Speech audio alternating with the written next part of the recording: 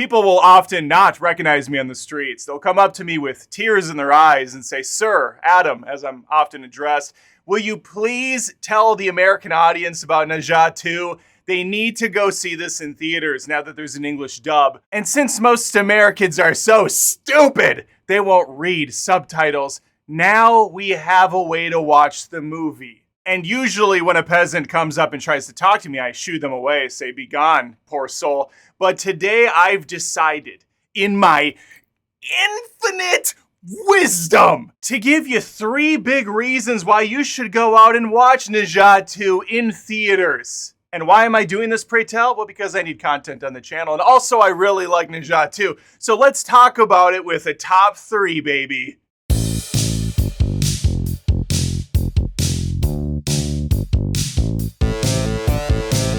Number 3 on my list is critical for the future of film, especially in the animation realm, and that is to support foreign films here in America so we get more of them faster in the future. Ne Zha 2 was released last year across seas, but here in America, we had a very limited run. That's the same with Canada and some of the other neighboring countries. In fact, it was so limiting that I, who lived in South Carolina at the time, had to drive to North Carolina over 3 hours away to watch this movie and review it. Because I was such a big fan of the first film, and I was a little disheartened that the kids were not going to be able to come with me because it was such a long drive to do in one day, 3 hours there, 3 hours back. And I knew at some point down the road, this was going to get a wider release in America, and that time has come. So, Ne Zha 2, and yes, I know, I have a hard time saying the name, okay? I'm an idiot from Minnesota. That's just what you're going to get from me.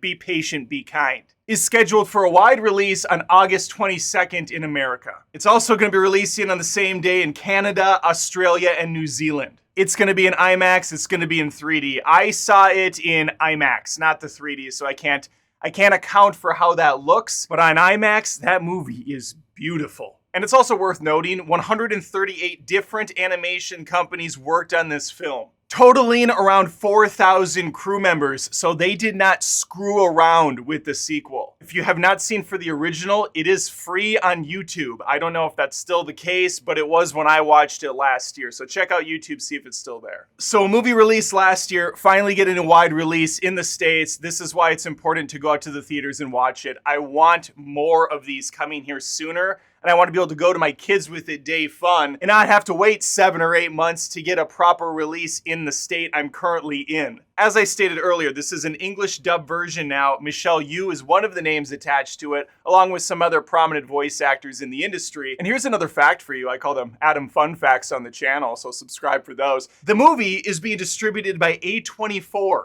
These guys have their fingers in a lot of different pies now. They used to be kind of like the quirky, off-the-wall horror films. They're really getting into a lot of different genres, and I'm here for it. I appreciate it. Outside of the occasional Spirited Away and Boy and the Heron, we just do not get a lot of Chinese animated films here in America, at least not on a big scaled release. And typically these movies are quite a bit different than your Inside Outs and your Elios. And so it's nice to get a different cultural footprint here. I want to champion that. I want to see more of it, especially if we're going to keep getting bangers like Ne Zha 2. I plan on taking my kids to finally see this movie now that it's available here, and I really want to see this movie succeed for the second reason I'm going to get to right now.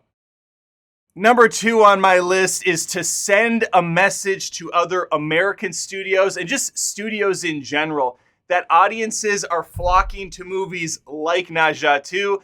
It made over $2 billion in China alone. So if we can get the numbers pumped up in America, this is going to send a message to studios like Disney, like Warner Brothers, like Sony, that maybe dip their toes a little bit in animation, or if they're like Disney, they just make live action garbage now. I want to see them get back to great stuff again, because believe it or not, Disney used to make original animated classics that they would then, remake over and over again. And yes, Ne Zha 2 is a sequel, but it's such a huge production. It looks gorgeous on the big screen, and it's one of my favorite animated films in the last decade, with movies like Into the Spider-Verse also being up there for me. The message that Disney is learning right now is a terrible one, because people keep flocking out to see the live-action remakes. Lilo and Stitch, I think, has crossed $1 billion, or it's close to it. They have a live-action Moana in the works.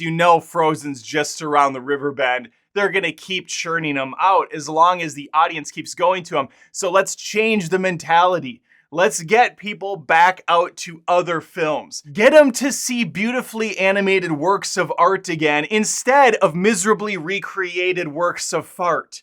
And unfortunately, if Ne Zha 2 underperforms in America, we might have some problems. They might see those numbers and go, well, it worked in China, but it doesn't work here. We're not going to bother with Ne Zha 3 day-and-day release. Let China have it. Maybe we'll trickle it here in the future.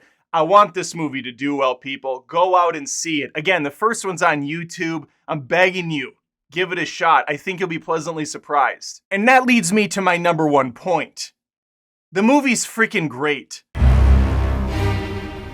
Hello, my little nightshades. If you're dying for the next batch of Wednesday Season 2 to drop on Netflix, then I'll let you in on a little secret. The Wednesday Season 2 Wocast is here. Prepare to dive deeper into the mysteries of Wednesday with the ultimate companion video podcast. Join the frightfully funny Caitlin Riley along with her producer, Thing, as she sits down with the marvelously macabre cast and crew. Together, they'll unravel each shocking twist, dissect the dynamics lurking beneath, unearth the deep Addams Family lore, and answer all of your lingering questions that simply refuse to stay buried. Guests include Emma Myers, Joey Sunday, Hunter Duan, Steve Buscemi, Fred Armisen, Catherine Zeta-Jones, the Joanna Lumley. Also, show creators Al Gogue and Miles Miller. And of course, Wednesday herself, Jenna Ortega, plus many more. With 8 delightfully dark episodes to devour, you'll be drawn deeper into the haunting halls of Nevermore Academy than ever before. But beware, you know where curiosity often leads. The Wednesday Season 2 official Wocast is available in audio and video on Tudum, Apple Podcasts, Spotify, YouTube, or wherever you find your podcasts. You've been warned.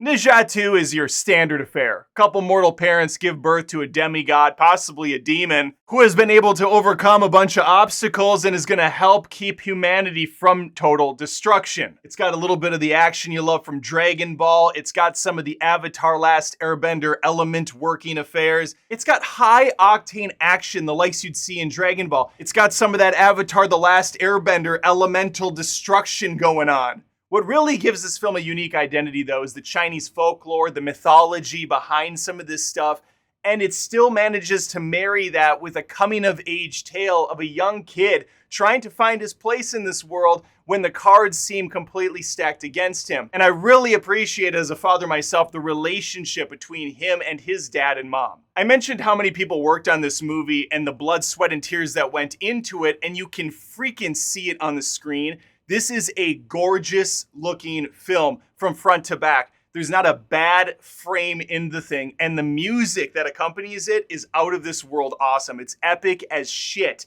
I am not overselling this either. I guarantee if you watch this movie in theaters, your jaw will drop. You'll be like, holy shit, how did they do this? Because that's what I kept thinking watching.